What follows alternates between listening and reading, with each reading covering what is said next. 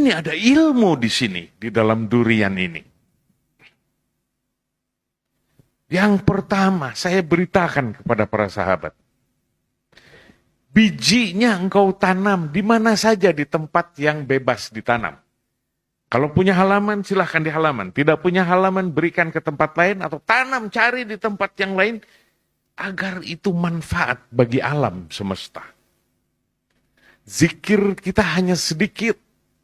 Tapi kalau pohon ini ditanam, dari mulai jadi awal berdaun satu, berdaun dua, itu adalah pahalamu yang berkepanjangan.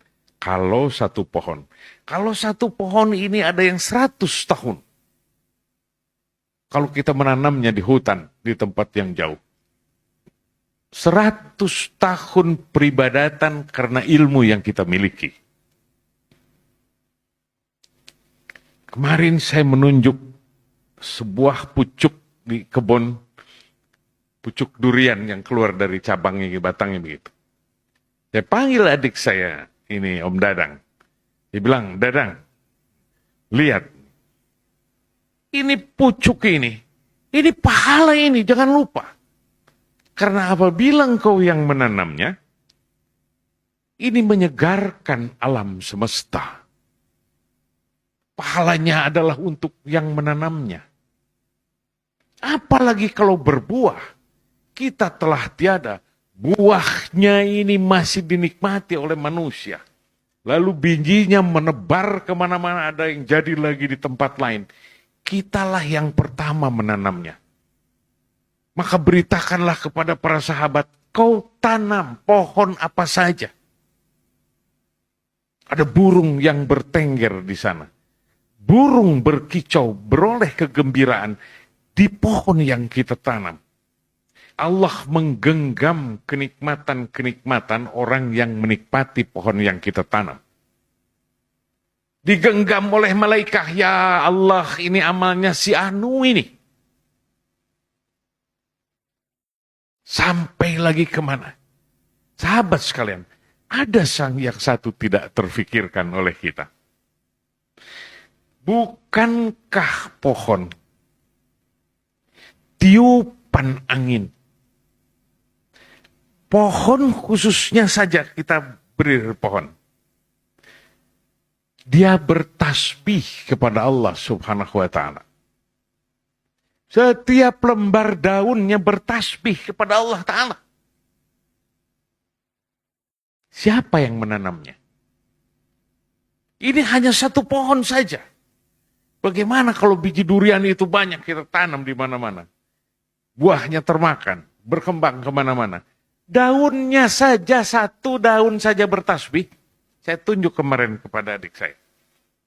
Baru mekar begitu, pucuknya belum mekar. Semua bertasbih itu pohon pada Allah Ta'ala. Bukankah itu amal yang berkepanjangan? Tetapi harus berilmu. Bila tidak berilmu, tidak mengetahui ilmunya, tidak kita tanam itu pohon.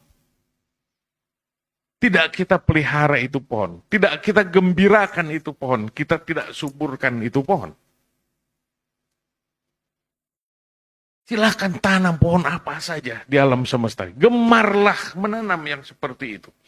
Di mana? Di negeri, di tempat yang boleh ditanam. Karena itu manfaat bagi umat manusia. Dan manfaat bagi alam semesta. Dan manfaat juga untuk makhluk-makhluk yang lain.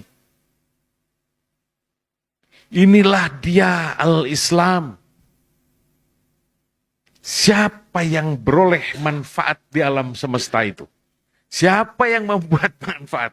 Karena orang-orang pejalan sejati, orang-orang yang berilmu, orang yang bermanfaat bagi orang lain. Bukan untuk syahwat, bukan untuk dirinya.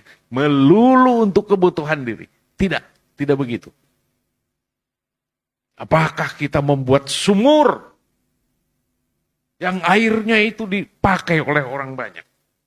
Adakah kita menanam pohon yang terus-menerus itu berkembang?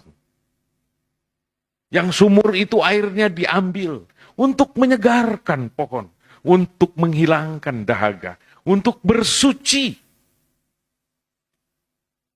Toharoh. bertoharoh itu, tetesan-tetesan air wudhu itu jadi malaikah. Jadi malaikah. Lihat di dalam hadis-hadis. Airnya dari mana? Dari tempat yang aku membuat sumur, misalnya. Di mana? Selama air itu mengalir, selama air itu ada, pahalanya untuk yang membuatnya. Ini dia para sahabat sekalian.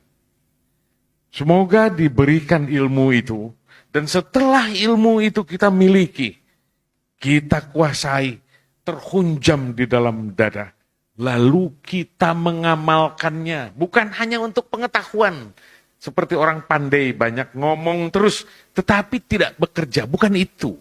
Pejalan sejati adalah bertindak hanya untuk Allah Subhanahu wa Ta'ala.